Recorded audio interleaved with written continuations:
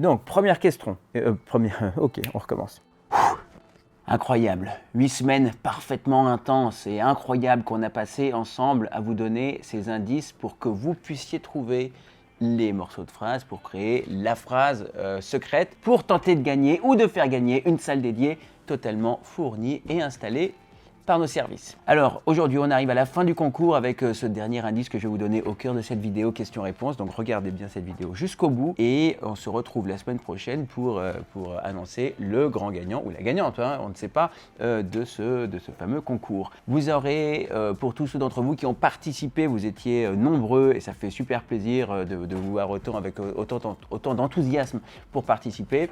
Vous avez en bas, dans la description de cette vidéo, un lien qui va vous donner le document. Il y aura deux, trois petites choses à nous transmettre, notamment des photos de la pièce, tout ça. Enfin, vous aurez toutes les infos en bas. Donc, tous ceux qui sont intéressés par ce concours ou qui n'ont pas encore participé et qui veulent encore participer, c'est encore le moment. Ne perdez pas une minute. Et on se retrouve la semaine prochaine pour annoncer le grand gagnant. Voilà, grande gagnante. Donc, on démarre la vidéo, question-réponse, c'est parti. Et au milieu de la vidéo, vous aurez le dernier indice. Bye. Salut à tous et bienvenue dans une nouvelle vidéo question-réponse, la vidéo que vous attendez chaque mois ou peut-être même chaque 2 semaines maintenant, hein, pour que je puisse répondre à vos questions, à vos remarques, à vos critiques. Vous avez le droit, vous écrivez dans les commentaires, vous laissez vos messages. Là, comme on en avait pas mal, je ne peux pas forcément répondre à tout le monde tout de suite, sinon ça fait des vidéos qui sont trop longues, à la fin tout le monde s'endort et tout le monde se tire, alors que le but c'est de rester ensemble. Ponerme la chancla y el bañador. Voy a la playa, había subido la marea. Donc là, j'ai relevé une vingtaine de questions questions, remarques, critiques, tout ça, auxquelles je vais répondre. Mais avant de démarrer, vous le savez, générique!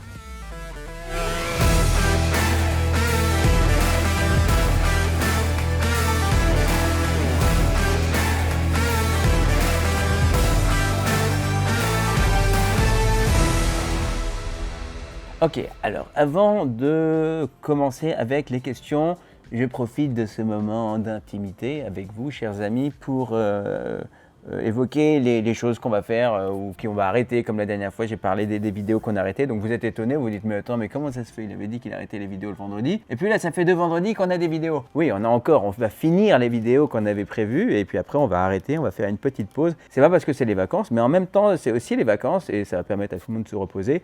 Mais voilà, c'est juste que ça va se faire progressivement. Puis à un moment donné, vous direz, ah ben tiens, ils ne sont plus là, il n'y a plus de vidéos. On vous le dira. Et là, paf, on reviendra avec des vidéos de dingue.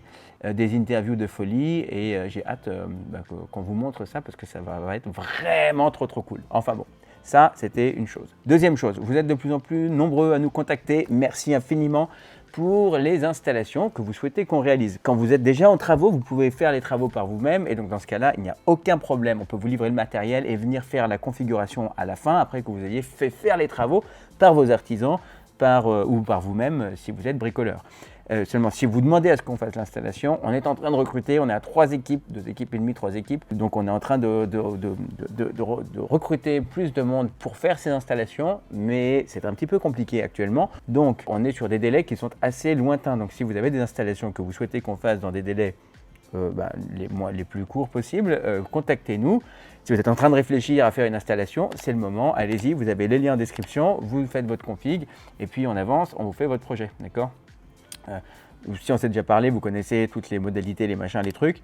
Je ne suis pas là pour parler de ça dans ces vidéos, mais voilà, comme je sais que vous êtes nombreux à regarder ces vidéos, parce que les questions-réponses, tout le monde ne les regarde pas, parce que si on n'est pas du tout habitué à regarder nos vidéos, on se dit mais c'est pas forcément le meilleur endroit où commencer si on connaît pas tout l'environnement dans lequel nous sommes. Donc voilà. Ça, c'était une chose de dite. Deuxième chose, vous êtes nombreux à nous demander des conseils et qu'on vous offre avec plaisir, qu'on vous donne comme ça. Parfois, vous nous écrivez. On ne peut pas forcément répondre à tout le monde parce qu'on est quand même pris par les projets qui nous rémunèrent, parce qu'on a besoin de rémunérer les personnes qui bossent. Et c'est un truc important, comme vous avez besoin d'être rémunéré pour le travail que vous faites. Mais de temps en temps, régulièrement, on vous donne des infos, même avec nos vidéos, on vous donne plein d'infos. Donc, vous avez été plusieurs fois certains à demander à pouvoir nous rémunérer et j'ai toujours dit non mais c'est cool. Si vous avez des vidéos qui vous ont servi, qui vous ont permis de faire votre salle, vous avez maintenant un truc qu'on a activé sur YouTube qui permet de faire des dons comme ça, qui sont, voilà, si vous voulez, si c'est un truc qui vous dit, vous voulez vous faire plaisir en faisant plaisir à quelqu'un qui vous a aidé, et bien vous pouvez le faire maintenant. Et vous pouvez donner 2 euros, 10 euros, ce que vous voulez. Et voilà, si on vous a aidé, faites-le. Et puis voilà, et puis si c'est à la portée, à votre portée financière, et puis sinon, utilisez nos vidéos avec plaisir. C'est pour ça qu'on les fait, c'est pour vous donner le savoir que l'on a accumulé et assimilé après toutes ces années de travail. Bon, je peux maintenant démarrer ce question-réponse. Alors c'est parti avec la première question. On en a 18. Je vais les prendre juste par ordre parce qu'on a fait une grande liste. Je donne toujours le nom de la personne, vous le savez, et la vidéo à laquelle elle se réfère. Ben, j'espère que ces réponses vous serviront à tous. C'est parti. Donc, première question de Michael. Alors, Mika, je peux t'appeler Mika? Ouais, Mika, tu m'as régalé. Je vais essayer de lire avec l'intonation qu'il faut le message, d'accord? Je vais le faire. J'aimerais mettre 2 Atmos donc au plafond, mais le souci, sous-saille, parce qu'il y a un Y, hein, c'est sous-saille, c'est que j'ai un plafond avec du lambris. J'ai entendu dire que de mettre des enceintes sur du lambris, c'est pas ouf. Mais j'ai pas le choix, en plus c'est en mezzanine. Alors ma question, y a-t-il un moyen de mettre ces fameux Atmos sur les lambris pour que je fasse pas de la merde, pour rester poli? En vous remerciant. Merci à toi Mika, tu m'as régalé. Alors, est-ce que tu peux mettre les enceintes? Est-ce que tu veux mettre des enceintes dans le lambris? C'est ça la question là. Est-ce que tu veux le mettre dans le lambris? Alors, je vais regarder, je vais essayer de mettre une référence. Comme ça, on va te mettre ça dans la vidéo. Je crois qu'on a déjà fait ça. Attends, moi je vais chercher après, je vais te retrouver une image. Tu peux découper le lambris, c'est juste que je crois que c'est un peu une tannée à faire, d'accord? C'est juste ça, surtout si tu mets une enceinte ronde. Donc mon conseil, trouve-toi une enceinte qui est plutôt carrée, parce que tu arriveras plus facilement à faire un trou carré qu'un trou rond, qu'un trou circulaire dans le lambris, je pense. J'ai pas demandé à l'équipe technique, j'aurais dû faire ça, c'est ce que je voulais faire, mais je l'ai pas fait. Bref, la journée file. Ma recommandation, tu fais un trou carré, beaucoup plus simple, et là-dedans, tu pourras encastrer effectivement. Est-ce que normalement, tu as une surface en dessous de ton lambris, tu dois avoir un placo ou quelque chose sur lequel le lambris est collé, donc tu auras une surface dure sur laquelle tu pourras accrocher ton enceinte. Maintenant, juste vérifie quel est l'espace que tu as à l'intérieur, d'accord? Mais sinon, je vois rien qui s'y oppose. J'espère que ça répond à ta question. Et puis sinon, tu reposes une question, ou sinon tu nous appelles et puis on regardera ensemble, on t'aidera avec plaisir. On te retrouvera juste, tu caleras un moment pour faire le point. N'appelez pas tous en même temps si vous voulez tous des conseils. On ne peut pas, on peut pas faire des conseils pour tous. Là, c'est cadeau, c'est toi, tu as eu de la chance, voilà, c'est comme ça. Je t'aiderai, tu appelles et on verra. Mais je ne peux pas le faire pour tous. Bref, on continue. Prochaine question. THVT, bonjour Sacha, merci pour ces explications. Une petite question concernant les éclairages Philips Hue que tu as parlé dans une vidéo. Pour les spots encastrés, devons-nous les installer avec une cloche de protection à cause de la laine de verre qui a été projetée? Eh bien oui, c'est ça, il faut le faire. Normalement, je pense que l'équipe le fait, parce que c'est ce que nous sommes censés faire, donc je pense que c'est fait. Mais j'ai regardé, c'est obligatoire. Mais je crois qu'on a vu beaucoup d'installations qui ont été réalisées, surtout dans du neuf, où j'ai pas vu ces cloches. Ça m'a fait penser à ça, parce que j'ai jamais pensé à ça personnellement, parce que je fais pas toujours toutes les installs. Mais ouais, il faut mettre ces cloches. Est-ce qu'on les installe? Je pense que oui, et si on ne le fait pas, on va se faire taper sur les doigts. Mais c'est vrai que c'est surtout pour la laine projetée, effectivement, c'est utile. Voilà. Ah, Hakim Haddad, toi, ça me fait plaisir aussi. Ça, c'est quand vous commencez, il y en a certains d'entre vous, vous commencez à regarder une vidéo, et là, en fait, on sent le moment où tu commences à regarder une vidéo, et après tu regardes toutes, et après tu mets des commentaires, pam. Et en fait, on peut voir le défilé des vidéos. Alors ça, c'est merveilleux, ça fait super plaisir parce qu'on fait des vidéos pour ça aussi, pour que vous puissiez les voir, puissiez aussi voir même le tout début avec nos toutes premières vidéos qui étaient un peu différentes de ce que l'on faisait là, et enfin pas totalement différent, mais bon, c'est quand même présenté un peu différemment. Et du coup, c'est cool de savoir que voilà, vous tombez sur des vidéos qui datent de 10 ans parfois, donc c'est cool. En tout cas, Hakim, pour te répondre, bonjour, question bête. Est-ce que ça vous est déjà arrivé de mettre en place chez un particulier une installation home cinéma, mais uniquement avec une télé, mais sans vidéoprojecteur? Alors, on a installé on fait des installations home cinéma, et en plus, on peut installer une télé. Mais pour moi, faire une installation home cinéma, juste pour revenir historiquement d'où on vient, nous à la base on fait des écrans de projection, donc on les conçoit, on les fait fabriquer, et des supports motorisés qu'on conçoit, c'est Paul qui les conçoit, il les fait fabriquer. Du coup, si tu ne mets pas ça dans l'installation, c'est un peu délicat pour nous, tu vois, de faire le taf. Parce que c'est un peu renier ce que nous sommes, ce que nous faisons. Et voilà, et je crois en la projection. Et voilà, donc on ne fait pas d'installation de télé avec un système home cinéma. On peut t'aider, c'est-à-dire on a plein de clients, on a quelques clients qui font des installations avec une télé parce que en termes de budget ou en termes de place, c'est pas forcément possible de mettre un écran de projection. Et dans ce cas-là, on va prévoir une télé, peut-être parfois en prévoyant un écran de projection qui pourra être installé par la suite. Alors on va tout préparer en amont, passage de câble et tout ça. Mais ouais, l'idée c'est de faire une installation de folie avec un système vrai home cinéma avec la projection et le son. Bien que on n'est pas, enfin je veux dire, tout le monde ne peut pas forcément s'offrir ça, je le sais. Et voilà, et les conseils qu'on donnera ne sont pas les mêmes. Si tu as juste une télé et que tu veux rester sur une télé, c'est la question c'est la question que je vous pose régulièrement quand vous me posez cette question de savoir quelle enceinte il faut prendre avec la télé. Si tu es sûr de ne pas vouloir mettre d'écran de projection dans ton système, quand tu veux garder une télé, tu mets des enceintes dans le mur, tu mets pas les enceintes qu'on met au plafond. Parce que si tu mets les enceintes au plafond et que tu as une télé, même une très grande télé, tu vois, une 65 pouces ou plus grande, même une très grande télé, le haut de la télé sera toujours éloigné du plafond. Et cette distance entre le haut de la télé et le plafond fait que la psychoacoustique, comme j'en parle souvent, c'est en gros, c'est tout simplement ton cerveau qui interprète le son en fonction de ce qu'il voit. Eh bien, il va voir le son, il va entendre le son un peu différemment et il aura moins l'illusion que le son sort de la télé que si tu avais une télé avec une enceinte au-dessus ou en dessous, avec les enceintes sur le côté. Et c'est le moment de vous transmettre l'indice en quelques instants. Vous devez trouver la vidéo dans laquelle on a installé le premier AVC A110. Donc l'AVC A110, pour ceux qui ne connaissent pas, c'est un amplificateur anniversaire incroyable, génial, fabuleux. Et donc c'était la première fois qu'on l'installait. Aujourd'hui, il n'y en a plus, mais c'était notre première install à l'époque, donc ça ne nous rajeunit pas. Et donc regardez, retrouvez cette vidéo et à l'intérieur, vous aurez l'indice qui vous donnera le morceau de phrase pour faire la phrase complète. Voilà. Donc c'était un endroit où il faisait beau, si je peux donner un indice supplémentaire. Bon allez, à vous de jouer, on reprend le question-réponse. Prochaine question, Anthony Aesch. Quel est le coût demandé au client suite à une installation effectuée? Donc tu veux savoir combien est-ce qu'on prend pour faire une installation de ce type. Ça c'est délicat, il va falloir que je calcule rapidement. Actuellement équipé en 5 points, ampli pionnier, haut-parleur, ok, j'aurai seulement... En fait, toi, tu me demandes simplement de rajouter des enceintes. On ne fait pas d'enceintes, on ne fait pas d'installation, on rajoute juste des enceintes. Et en fait, pour tous ceux d'entre vous qui posaient la question de combien coûte l'install, en fait, vous avez le configurateur, on vous donne toute la liste du matos qu'on met dans la vidéo, c'est juste que les prix, vous le savez, évoluent quand même pas mal actuellement. Donc si je commence, et même depuis toujours, je trouve que c'est toujours un peu indécent de dire voilà, ça coûte tant, machin et tout ça. Donc, l'idée, c'est de se faire plaisir avec du matos qui est sympa, chacun en fonction des moyens qu'il veut mettre dans son plaisir, dans son projet. Et donc, si vous voulez avoir une idée du budget, vous allez sur les configurateurs que vous connaissez normalement si ce n'est pas la première vidéo que vous regardez de nous. C'est comme ça qu'on finance ces vidéos. Et voilà, donc qui vous permettent d'en savoir plus sur votre installation, sur comment mieux la préparer ou mieux l'optimiser.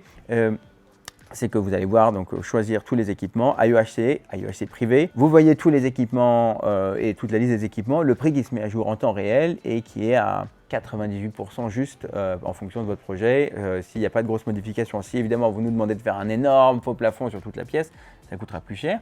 Mais vous voyez, on vous donne tous les prix en toute transparence et toutes les références et tout ça. Vous pouvez comparer, machin, tout ça, à votre guise. Voilà, donc vous avez juste l'effort d'aller cliquez sur le configurateur, vous créez votre compte, on ne vous spamme pas, parce que certains le croient, mais on vous demande simplement, ça c'est un petit aparté, quand vous utilisez le configurateur, avant on ne vous demandait pas d'adresse mail, là on vous demande simplement de nous donner votre adresse mail, vous pouvez vous désabonner quand vous voulez, et en fait on vous demande ça simplement pour rester en contact, et surtout parce qu'on vous donne des informations sur tout l'ensemble, ce que vous trouvez nulle part ailleurs, c'est-à-dire on vous donne pratiquement, vous avez le budget, les équipements, tout est indiqué. Donc tout ce qu'on vous demande en contrepartie, c'est de nous laisser vos coordonnées. Et si vous ne voulez pas rester en contact, vous vous désinscrivez et vous n'entendrez plus jamais parler de nous. On n'a pas besoin de vous harceler pour que vous achetiez. Donc voilà, mais c'est juste qu'on reste en contact quand même. Voilà. Ok, donc ça c'est dit, c'est expliqué. On parle maintenant de Judicaël. Judicaël Gonfrère, toi tu écris souvent. Salut à toi. Et donc tu nous dis, bonsoir avec concept, vous utilisez quoi comme baie technique pour loger le monstre AVA110 de chez Denon? Je viens de découvrir cette vidéo, la baie technique que je ne connaissais pas d'ailleurs.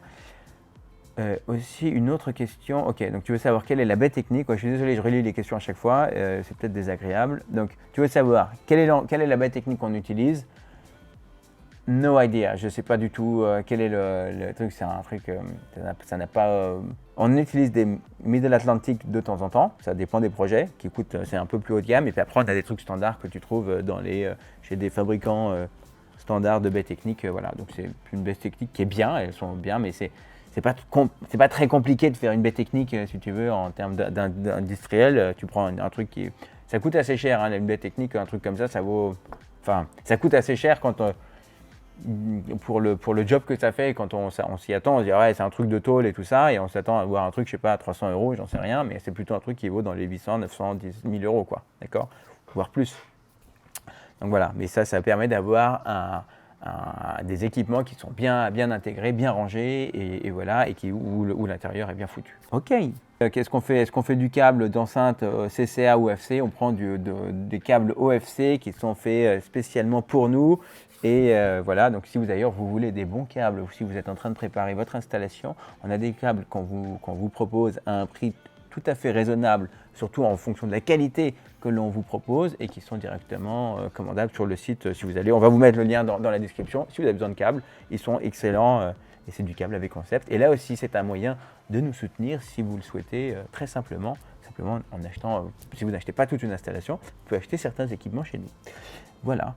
Ok, on continue avec Oli19R qui nous dit belle installation, petite question, quelle est la différence entre une toile normale et une toile à gain? Alors ça c'est une question intéressante. Une toile de projection est une toile qui de toute manière a un gain. En fait, même tous les matériaux ont un gain en réalité, hein. Le gain, c'est comme ce que je disais l'autre jour, j'ai enregistré une vidéo pour le showroom où j'expliquais du traitement acoustique, je crois que elle doit être diffusée la semaine dernière. Eh bien, donc tous les matériaux ont un degré d'absorption ou de réflexion du son, d'accord, comme d'absorption ou de réflexion de la lumière.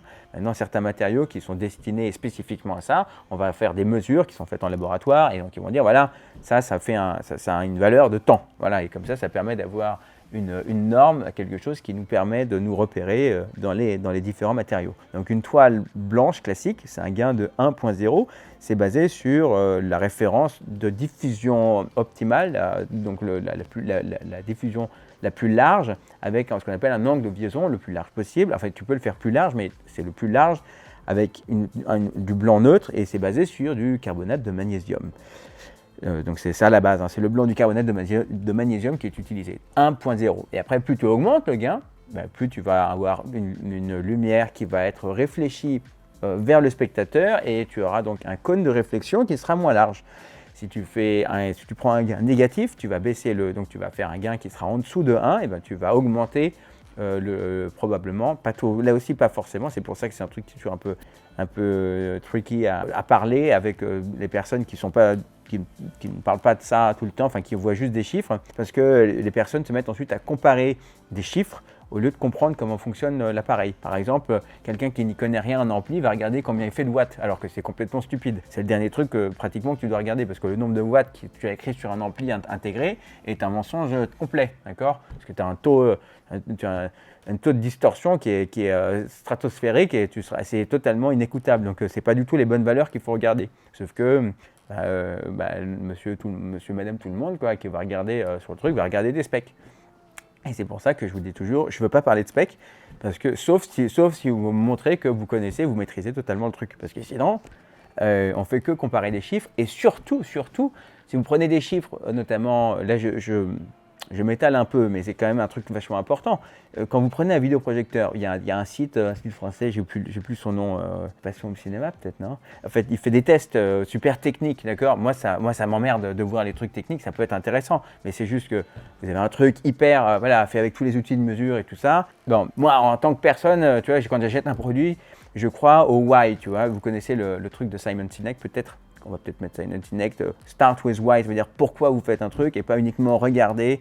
Quand vous achetez un produit, vous achetez aussi ce que ça représente et ce que ça permet de faire au-delà, parce que avoir une bonne qualité de produit, c'est quelque chose qui est un acquis, et en fait, c'est les petites choses en plus que ça va vous apporter aussi émotionnellement d'avoir le produit que je pense qui va aussi jouer. Bref, on s'écarte du sujet, je reviens, je suis désolé, mais c'est pas grave, vous me suivez quand même, non, vous me suivez. Quand vous prenez un amplificateur, quand vous prenez un vidéoprojecteur, que vous avez 2200 lumens qui sont indiqués, que vous voyez les tests qui sont faits, vous voyez que les 2200 lumens en fait n'en font que 800. Alors, des trucs monstrueusement, ça n'a aucun rapport avec ce qui était écrit, ou genre 1200, alors que c'était écrit 2200. Donc c'est toujours dans le meilleur des cas. Donc si vous comparez ces chiffres, alors si vous avez par exemple, il y a un fabricant qui a la malchance, le malheur d'être honnête, et donc lui indique les vrais chiffres alors que l'autre indique des faux chiffres, vous faites une bataille de chiffres et vous allez simplement choisir celui qui a la plus grande, quoi.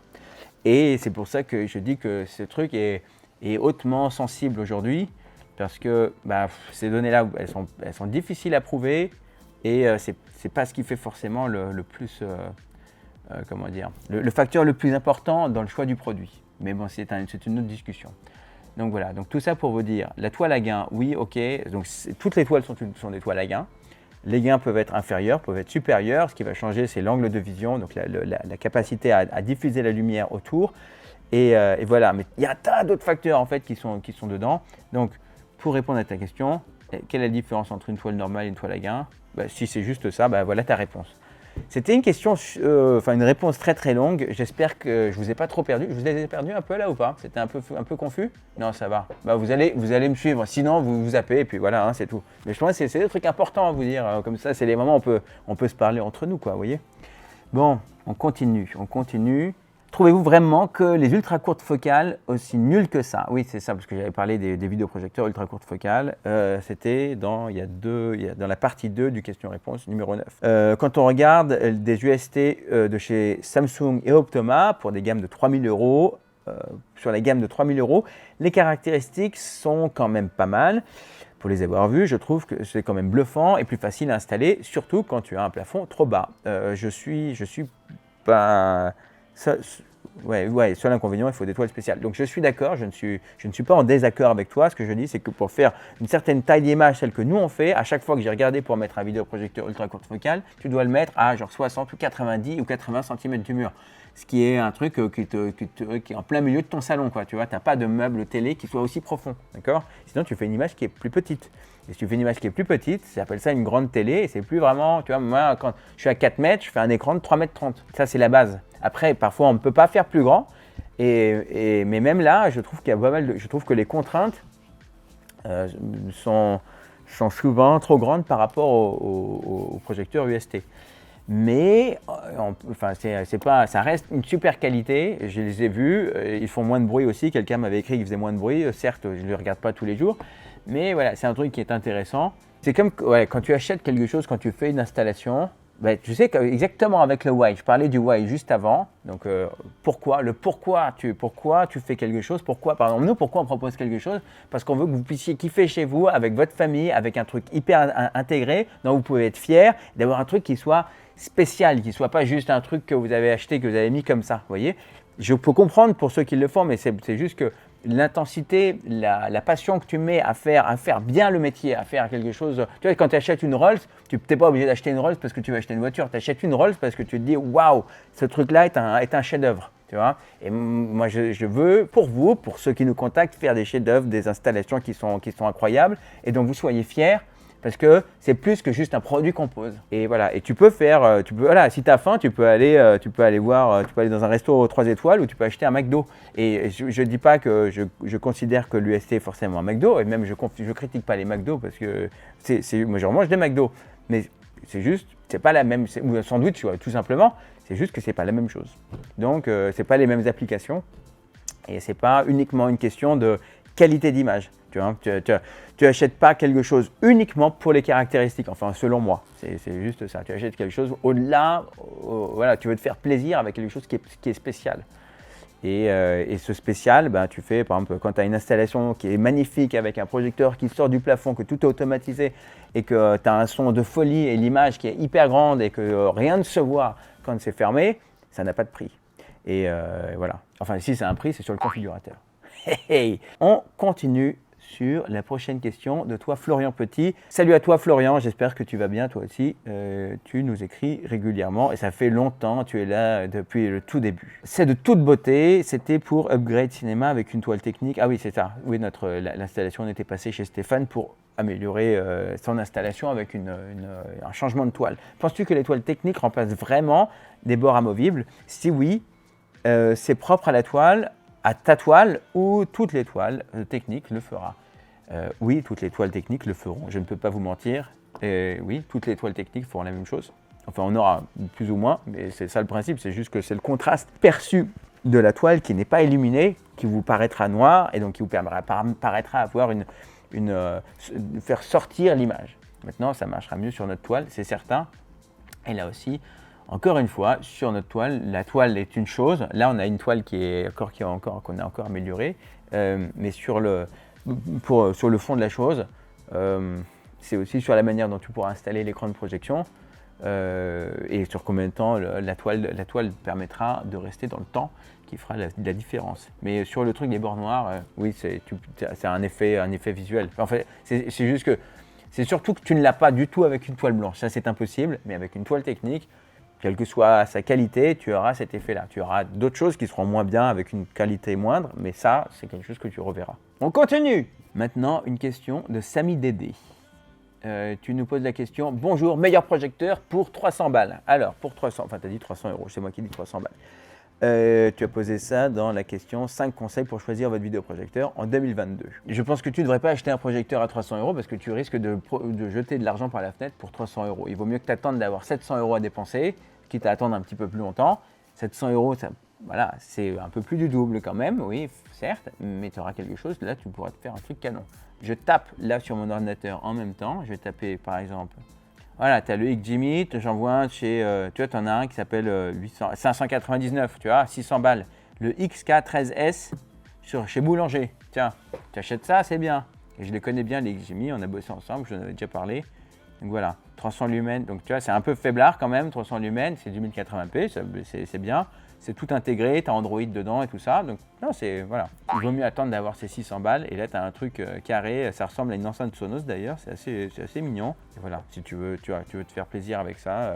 Mais ça vaut le coup. 300 balles, tu n'auras pas grand-chose. Tu vas dépenser. C'est tous les trucs qu'on voit. On a perdu tellement de sens de la qualité des choses avec le temps. Parce que, comme quand vous faites appel parfois à des artisans, maintenant on commence à. Parfois, je vois des gens qui négocient des trucs avec des artisans. Le problème, c'est qu'il y a des gens qui sont arrivés sur le marché avec des produits ou avec des services qui font des trucs au rabais. Et en fait, on a été habitué maintenant à avoir des trucs qui sont au rabais et on se dit que, comme on a vu ces prix-là, on se dit que la base, ça devrait être ces prix-là. Sauf que la réalité, c'est que quand vous faites appel à un artisan qui fait un truc au rabais, vous avez ce pourquoi vous avez payé, c'est-à-dire un truc qui ne va pas tenir et qui sera mal foutu et qui est complètement hors normes, enfin même au-delà de parler des normes, parce que les normes, c'est parfois un peu, bon, c'est parfois un peu surfait, enfin, bref, c'est un autre sujet, mais c'est juste la qualité que vous obtenez, voilà, étant quand même en fonction du prix. Donc tu as, imagine, 300 € TTC, ça fait 240 €, 240 € hors taxe, hein, parce que l'autre c'est, attends, je dis pas de conneries, 250 balles. Là-dedans, il y a des frais d'envoi, il y a un mec qui fabrique. Voilà, donc qu'est-ce que tu veux? Il y a l'électronique qui va dedans, des composants, tout ça. Donc il faut se rendre compte de tout ce qu'on arrive à mettre là-dedans. Donc il y a un certain niveau, il vaut mieux ne pas le faire plutôt que de dépenser l'argent et puis d'avoir un truc à jeter 6 mois après. C'est mon avis. Ok, donc maintenant, c'est Flow MZR. Ok, je te réponds. Pourquoi ne pas proposer des amplis Arcam nettement supérieurs à du Denon? AVR 5, très bien placé niveau tarif et une puissance qui n'a rien à voir avec ces amplis. Alors, cher ami, aujourd'hui ce sera la vidéo, on va aller beaucoup dans les pages. J'avais regardé ça. Alors, l'Arcam AVR 5, il est avec la carte HDMI 2.1, pour que ce soit à équivalence, il est à 2299 €.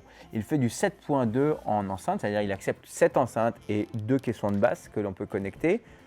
Donc pour moi, c'est très très limité, quoi. C'est-à-dire que le meilleur Atmos que tu peux faire, c'est 5.2.2. C'est peu.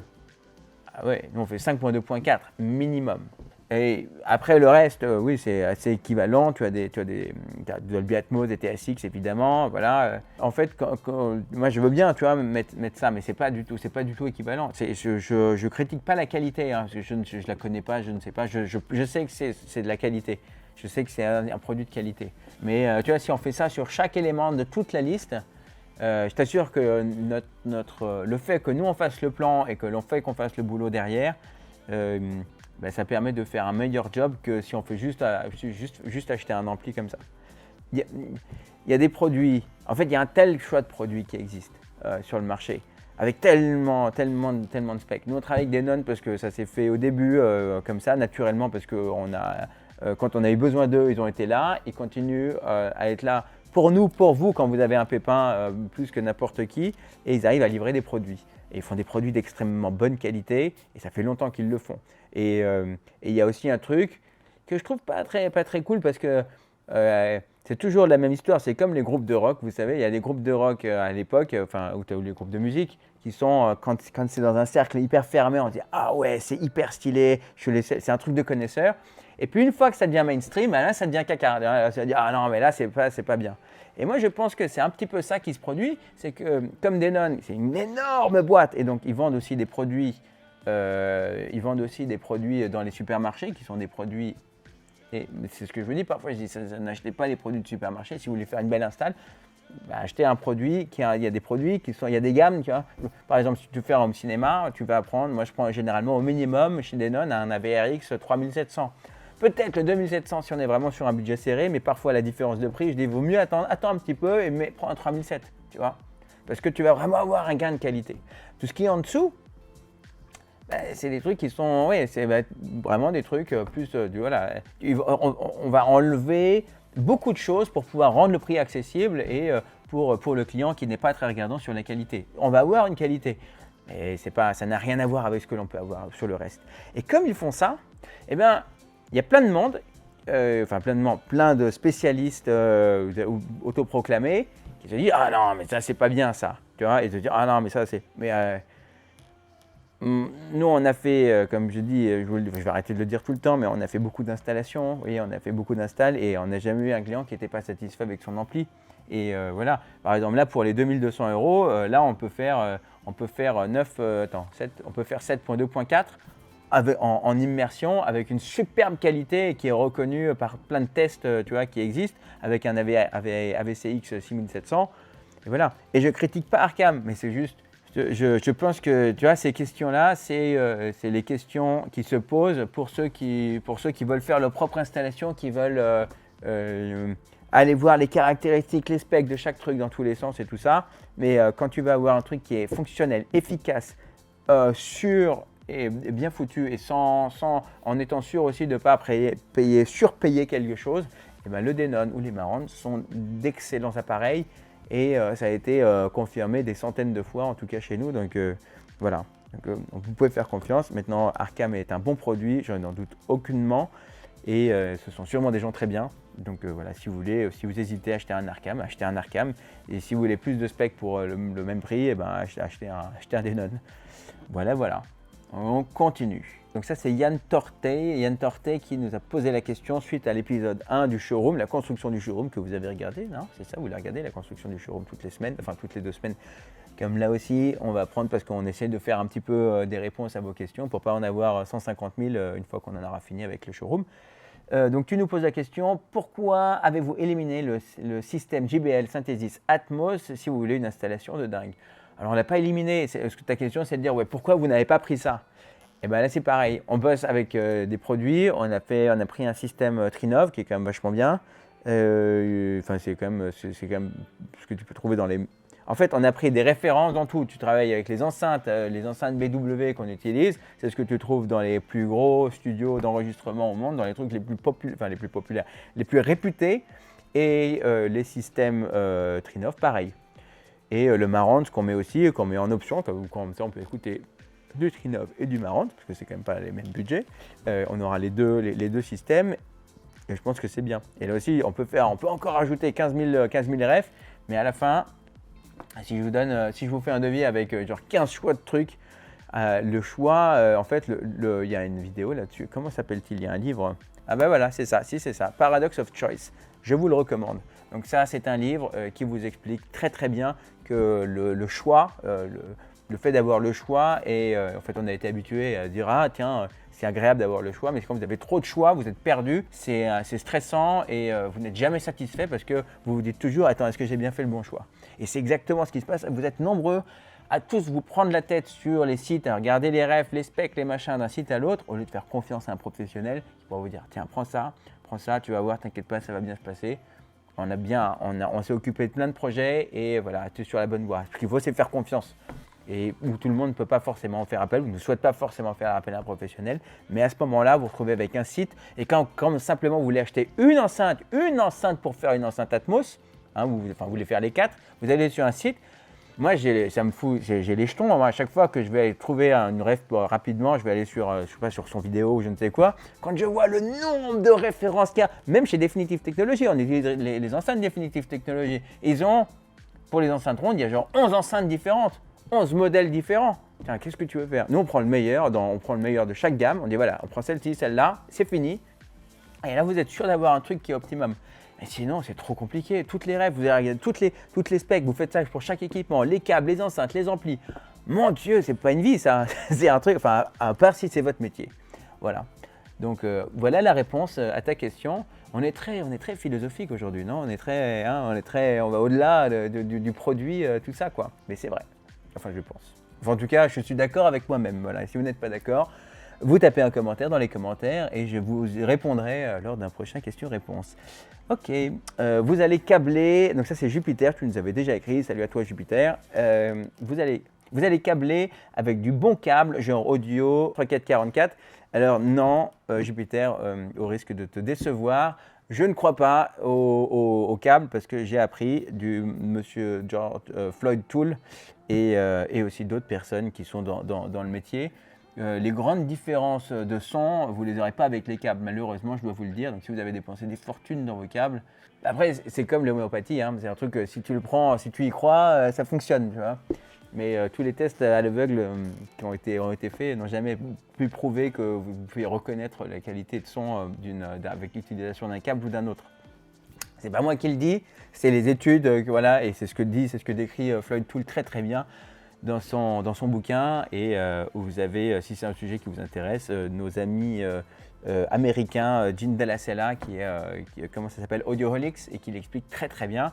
Voilà, donc vous avez des fusées qui sont faites avec des câbles électriques totalement classiques, et il n'y a pas de raison qu'un système audio, aussi sophistiqué soit-il, soit plus perfectionné que la fusée qui va sur la Lune, vous voyez. C'est ça qu'il explique. Et donc lui, il aura bien plus de connaissances pour l'expliquer. Donc voilà, je pense qu'il doit y avoir des sous-titres en français, j'imagine. Ou sinon, regardez-le en VO. Vous regardez-le en anglais, quoi, tout simplement.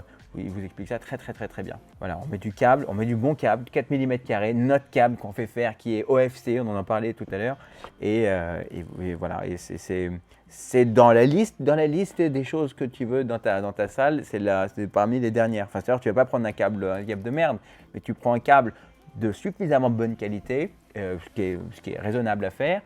Voilà. Quand tu es fabricant de câbles, tout ton monde tourne autour de la fabrication de câbles. Donc, comment est-ce que je peux ajouter de la valeur et proposer un produit un fancy pour que je puisse te convaincre d'acheter un câble qui coûte genre 10 fois plus cher ou 100 fois plus cher qu'un câble traditionnel. Donc, tu vas faire pas mal de choses. Et j'ai rien contre les gens de chez AudioQuest, parce que parfois on me dit « Non mais Sacha, tu dis des vacheries ». Non, je dis pas de vacheries, je vous réponds honnêtement sur ce que je pense, d'après ce que j'ai lu, ce que j'ai appris. Si là aussi, j'ai parfois parlé avec des spécialistes, des personnes qui faisaient des câbles, des prises électriques. Hakim, si tu nous regardes, donc des prises pour faire, vous savez, c'est les prises, les multiprises pour l'hi-fi, tout ça, c'est des multiprises qui valent 1 000 €. Je trouve ça personnellement un peu délirant. Maintenant, si vous y croyez, faites-le. Voilà, ça fait de mal à personne, sauf à votre portefeuille. Mais voilà, si ça vous rassure, c'est cool, quoi. Tu vois, mais je trouve que c'est mieux de mettre 1000 balles dans autre chose dans son installation. Un truc important, c'était ça, c'est ce qu'expliquait bien aussi Floyd Toole dans son livre. Il vous dit, voilà, quand vous faites par exemple le truc du traitement acoustique, parce que là aussi il y a plein de gens qui vont faire mettre du traitement acoustique partout. Moi je vous en parle souvent, mais le truc du traitement acoustique, c'est pas aussi mystérieux que ça ne le paraît. Et parce que quand on ne connaît pas, on se dit ah c'est super, un truc hyper spécial quoi. Et en fait, il dit ouais quand vous vendez du traitement acoustique, et ben c'est comme quand vous êtes vendeur de marteau, bah, vous allez trouver tout ce que vous voyez autour de vous va avoir besoin d'un marteau quoi. Donc vous dites ok bon alors vas-y ok bah alors là pour ça il faudra un marteau, il faudrait que je te vende un marteau. Ben là c'est pareil. Donc nous on vend juste un home cinéma, des installations complètes. Si vous voulez acheter des produits, vous pouvez acheter des produits séparément, mais notre job, c'est pas de vous vendre un produit en particulier ou un autre. Et donc voilà, mais pour celui qui vend un produit en particulier, alors lui il va trouver toutes les c'est normal, on ne peut pas lui en vouloir, c'est comme ça, c'est un disciple du grand capital. Donc il va juste vous dire, voilà, il faut que ce truc-là soit acheté pour améliorer votre install. Mais c'est pas forcément vrai. Ok, on continue. Prochaine question. Donc on parle de Hugo L. Quel est le mieux, Yamaha RX A4A ou AVRX 3700H? Je me suis donc penché sur la question, sur la doc. Il y a un site qui est pas mal. C'est donc le site ZK Electronics qui est intéressant. Je ne sais pas comment ils font ce truc, mais ils arrivent à comparer les. Enfin, je pense que c'est des comparaisons automatisées. Hein. Il n'y a pas un humain qui écrit derrière, mais il va prendre toutes les specs et il va faire la différence entre l'un et l'autre. Et je trouve que c'est assez bien foutu. Donc, en voyant sur ce site ZK Electronics, je vois qu'il y a. Donc, c'est un site qui est bien fait parce que vous avez des comparaisons de caractéristiques qui sont faites avec 2 colonnes. C'est assez bien foutu. C'est pas un humain qui le fait, mais c'est bien fait et vous avez aussi une note qui est en haut. Qui est indiqué, et donc là tu as par exemple sur l'AVR X3700, je crois qu'il s'appelle plutôt AVC X3700H, mais peu importe, il a une note de 92 tandis que le Yamaha a une note de 90. Et la grande différence pour moi, c'est que vous avez ici 9.2 que vous pouvez faire donc 9 canaux, donc 9 enceintes que vous pouvez connecter sur l'amplificateur, donc 9 canaux et 2 caissons de basse, tandis que sur l'autre, sur le Yamaha, vous n'avez que 7 enceintes et 2 caissons de basse. Et ça fait une grosse différence parce que l'immersion que vous obtenez avec 4 enceintes Atmos au-dessus de vous est vraiment bien meilleure qu'avec 2. Voilà, ça c'est un truc qu'on a souvent parlé dans les vidéos, donc je ne reviendrai pas dessus. Mais c'est vrai, et c'est pas moi, vendeur d'enceinte, qui le dit, c'est le gars de chez Dolby, je le répète souvent, qui le décrivait, qui lui ne vend pas d'enceinte, qui lui s'en fout, et qui lui dit voilà ce que nous on a remarqué. Donc en gros, si vous avez le choix entre faire alors déjà entre 7 points et 5.1.2, ou 5.1.2, il vaut mieux faire 5.1.2 que 7.1, c'est-à-dire que d'avoir juste sur un plan. Si vous êtes perdu dans le jargon là, que je suis en train de dire, je suis désolé, regardez sur internet un petit peu les 5.1.2 ou 5.1.4 qui sont donc c'est pour l'Atmos, parce qu'il faut qu'on aille un peu plus vite quand même, parce que sinon cette vidéo va durer infiniment longtemps. Et donc si vous avez la possibilité donc, de faire plus d'enceintes en Atmos, donc plus d'immersion, et ben, ce sera plus chouette. Voilà. Donc à mon sens, ça c'est le premier critère qui est genre direct, discriminant direct, 9.2, 7.2 pour la Yamaha. Moi je prends la VRX 3700, AVCX 3700H. Et c'est vrai qu'on bosse avec eux, mais je ne vends pas d'ampli seul. Enfin, si vous voulez en acheter un, vous pouvez le commander sur notre site. Vous avez le lien aussi qui est dans la description. Mais sinon, bref, vous pouvez l'acheter sur son vidéo, vous voulez, Ciné Solutions ou je ne sais quoi. Et voilà, ça restera, à mon sens, un meilleur produit que l'autre. Bien que je trouve que le Yamaha soit plus stylé quand même. Hein. Et ça, c'est un truc. S'il y a des gars de chez Denon, là, si vous nous regardez, est-ce que vous pouvez faire un petit effort sur le design pour mettre un petit peu à jour, pour avoir un truc un peu plus beau, quoi. Voilà, c'est ma demande. J'espère qu'elle sera entendue. Sinon, on arrête tout. Ok, c'est parti. Prochaine question. John 83933, salut à toi. Ça fait aussi longtemps que tu nous suis et que tu nous écris, donc j'espère que tu vas bien. Voilà.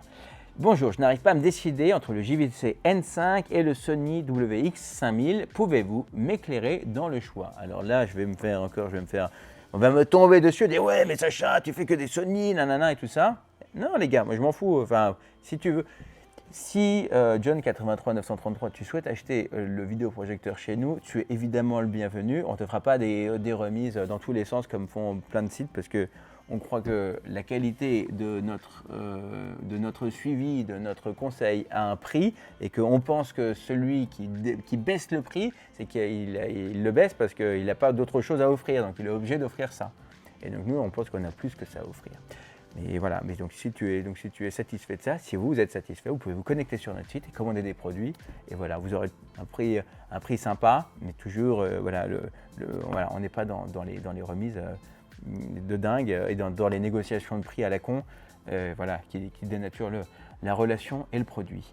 Donc, Sony XW5000, alors regardons simplement la doc, hein. XW5000, je le mets d'un côté, et JVC, parce que surtout le N5, je vais y arriver. JVC N5, c'est pas un projecteur laser, je me semble, tu vois. Donc pour moi, c'est déjà plié. À la limite, si tu me disais NZ7, je te dirais, ok, vas-y, si tu veux, on voit. Mais là, tu as un projecteur. Attends, on est d'accord. 1900 lumens, donc il est moins lumineux. Le N5, il est moins lumineux. Regarde dans les specs, hein, dans les specs uniquement. Ok. Ouais, donc c'est bien un projecteur à lampe. Donc c'est un projecteur à lampe qui coûte plus cher. Je suis chez nos amis Home Ciné Solutions. C'est 1990 €. L'autre est à 6000 €, il coûte donc moins cher, il est plus lumineux, donc il dure plus longtemps parce que c'est en lumière laser. Je sais même pas comment tu peux te poser la question, tu vois. Mais ouais, je sais même pas comment eux peuvent continuer à vendre ce produit parce que je ne vois pas un seul avantage à ce produit. Donc encore une fois, si tu te posais la question entre le NZ7, j'ai des clients qui m'ont dit je veux le NZ7, j'ai dit prends le NZ7. Mais honnêtement, le XW5000, oh nom de Dieu, c'est un truc, c'est un monstre. Il est magnifique, la qualité d'image est incroyable, il est compact, il est léger, il a un taux de latence qui est extrêmement faible. Le seul truc, c'est qu'il n'a pas l'objectif motorisé, ça c'est fatigant. Mais voilà, il n'y a pas photo quoi, il n'y a pas photo. Bon, voilà, en tout cas, tu as ma réponse. Je ne suis pas payé par Sony pour dire ça, ok? Que ce soit clair. C'est juste des faits, quoi. Il n'y a pas juste tu lis de la doc, tu te dis, mais non, ça ne va pas. Ok, maintenant, on part à José Ferreira. Alors, à toi, José Ferreira. Bonjour, j'ai un projet d'installer Home Cinéma 5.1.2 avec des enceintes focales et pour l'ampli, j'hésite avec le Denon AVRX 2700H, on en parlait tout à l'heure, et le Yamaha RVX6A, j'avais regardé, donc c'est des produits qui sont dans les 600-700 €. Les prix augmentent, donc probablement les prix en auront déjà augmenté le temps que cette vidéo sorte avec l'inflation galopante que nous vivons actuellement. Pouvez-vous me donner votre avis? Alors, cher José, mon avis est le suivant. Je ne sais pas combien tu payes pour tes enceintes focales et je sais quel est le budget parce que focale c'est une gamme qui est large, mais je pense que soit tu attends un peu et tu achètes un 3700 parce que ça vaut vraiment le coup d'attendre et d'acheter le 3700 et tu peux faire un 5.1.4. Allez, quoi, 500 balles sur une install comme ça vaut le coup quand même. Ça vaut vraiment le coup de mettre un 3700. Il faudrait qu'on sache un peu plus sur tes enceintes focales. Tu vois, je dirais que là, tu as une grande qualité d'enceinte, probablement avec les focales, parce que focales, on n'a rien contre, c'est une très bonne marque d'enceinte et c'est reconnu dans tous les sens. Très bonne marque d'enceinte, excellente. Tu vas payer le prix quand même des enceintes focales, probablement, parce que ça va coûter un peu plus cher. Je dirais que si tu dois rester sur le même budget, et là, je vais te dire un truc, c'est de dire peut-être ne pas prendre des enceintes focales, mais prendre des enceintes, je sais pas, d'une autre marque qui vont coûter un peu moins cher parce que tu paieras moins. Tu as par exemple, je sais pas, tu vois comme ça, je parle pas pour moi, hein, d'accord? Tu vois comme ça, c'est fait. Tu as des enceintes Ellipson. Tu peux prendre des enceintes Ellipson, ça va coûter moins cher et tu peux augmenter la taille de ton ampli, tu vois. Ou alors, tu attends un petit peu, tu prends 3700 parce que ça vaut vraiment le coup. Même si tu restes sur 5.1.2, ça vaut vraiment le coup de faire ça. Ce n'est que mon avis, parce qu'on parle quand même, c'est quand même des budgets qui ne sont pas négligeables. Il y a des trucs que tu vas pouvoir utiliser pendant quoi, une dizaine d'années. Non, peut-être pas 10 ans. Les enceintes, si, facile. L'ampli, allez, il va faire au moins 5-7 ans. Voilà, ça vaut le coup quand même, tu vois. Quand tu fais le ratio par rapport à l'année, voilà, je trouve que ça vaut le coup. Voilà mon conseil.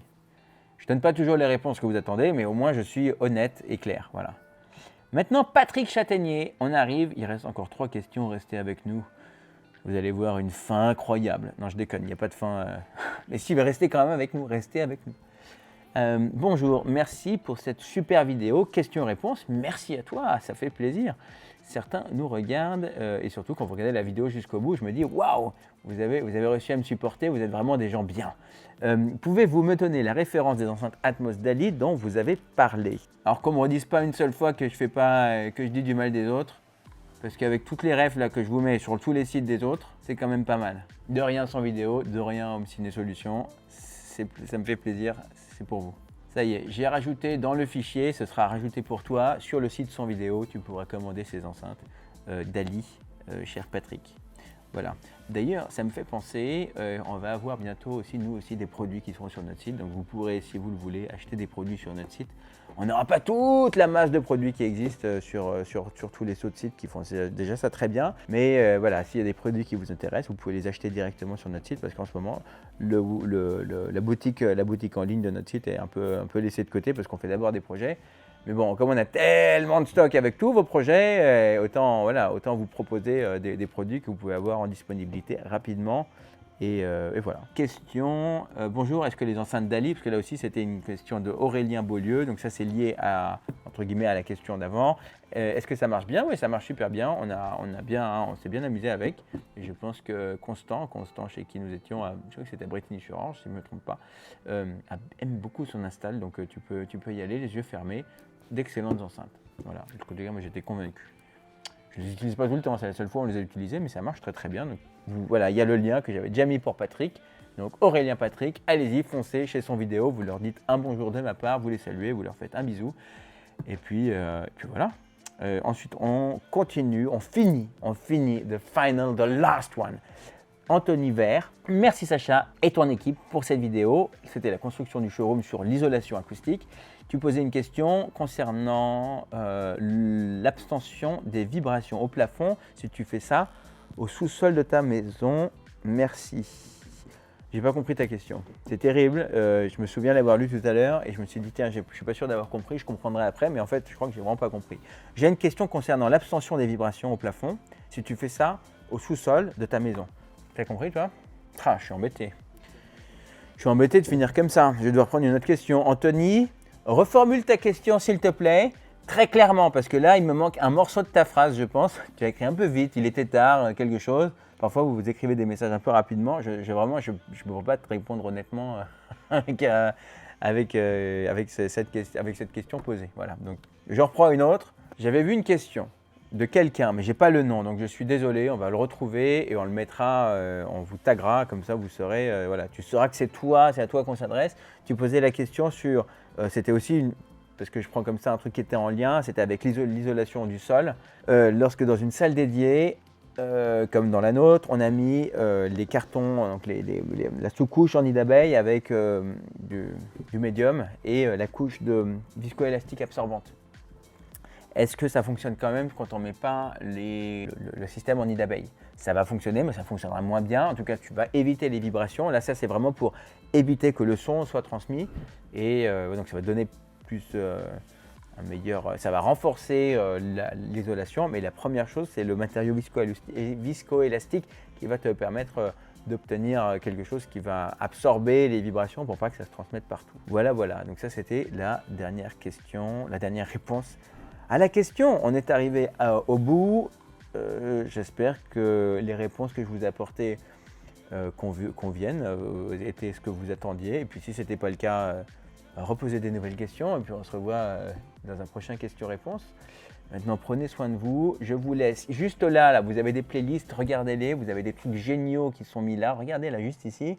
Première chose, la playlist sur plein d'installations qui nous inspirent, que nos installations préférées. Et puis après, si vous voulez tout savoir sur votre installation, sur comment l'améliorer, c'est l'autre playlist. C'est parti. Et puis on se retrouve donc la semaine prochaine, ou encore les dernières fois, avant de faire une grande pause.